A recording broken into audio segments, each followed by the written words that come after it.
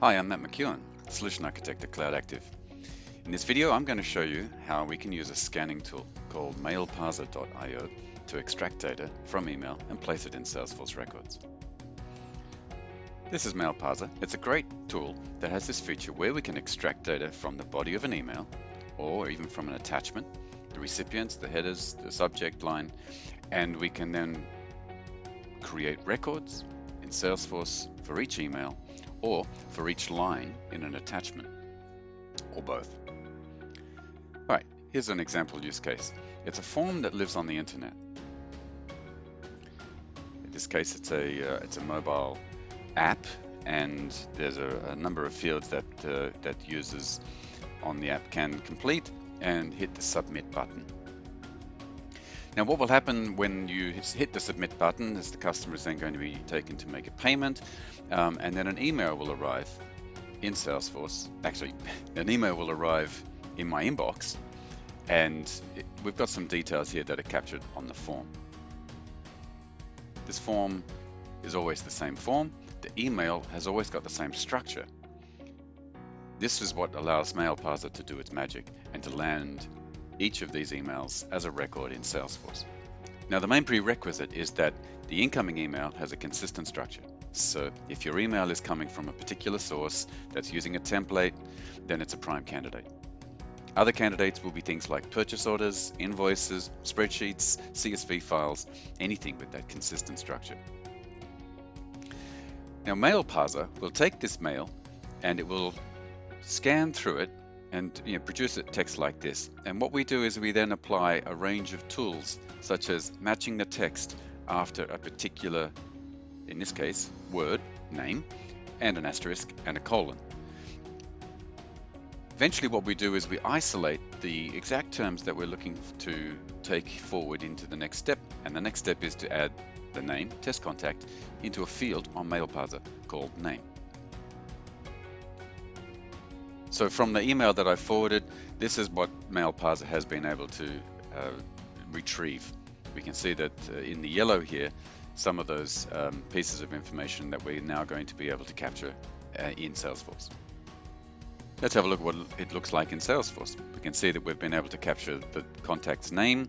His account has been created. We've got an email address as well. If we look at the account, we can see also that an opportunity has been created. Remember, there was also a payment made, so we're able to then capture the value of that payment and the date that it was closed. In order to create an account and a contact and an opportunity, you need the power of Salesforce automation. So let's consider a more complicated scenario now. In this example, we're scanning a PDF. It's an invoice, really. You can see that there are a number of lines that we have in our PDF, including some interesting fields which do not exist in Salesforce. So we need to create fields on our target record in Salesforce to capture the data that's coming through here.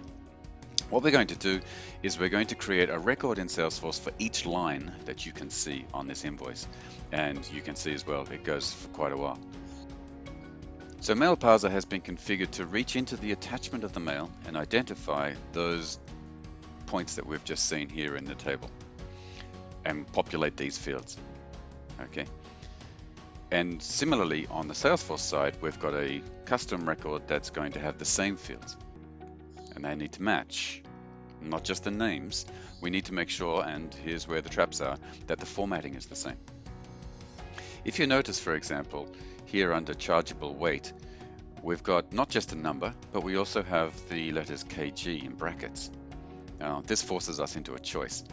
We can save the value as it is here, but only if we save it as text, which is fine unless we have to then calculate the total, if we have to add 47 to 8 and 25. And storing it as a number means that we will have to remove these brackets and the letters out of the value so that we can actually treat it as a number, because K and G is not a number. Now, date formats and currencies will create challenges in a similar way. So we're just going to make sure we get all the data we need here. And you can see if I scroll down, in our particular instance here, we're going to be bringing the values of the weight as a text field because we do not have any requirement to calculate the total of all of these. And I can reveal that when I tested this the first time, that it didn't work because of a date format problem.